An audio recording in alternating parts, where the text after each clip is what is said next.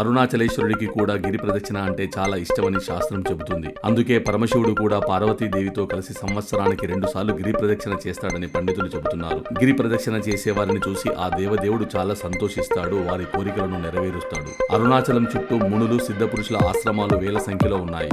ఈ అరుణాచలం తేజోస్తంభం. ఈ తేజోలింగాన్ని మనసున ధ్యానిస్తూ నెమ్మదిగా ప్రదక్షిణ చేయాలి. ఈ విధంగా ప్రదక్షిణ చేస్తే ప్రతి అడుగుకు వారి జన్మజన్మల పాపాలు నశిస్తాయి.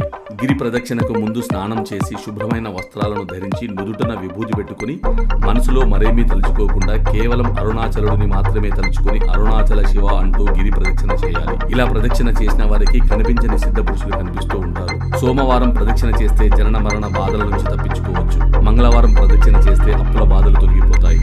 బుధవారం ప్రదక్షిణ చేస్తే మహాపండితుడు అవుతాడు. గురువారం ప్రదక్షిణ చేస్తే కారణ జన్ముడు అవుతాడు. శుక్రవారం ప్రదక్షిణ చేస్తే సకల సంపదలు లభిస్తాయి. శనివారం ప్రదక్షిణ చేస్తే ప్రాపంచిక విజయాలు లభిస్తాయి.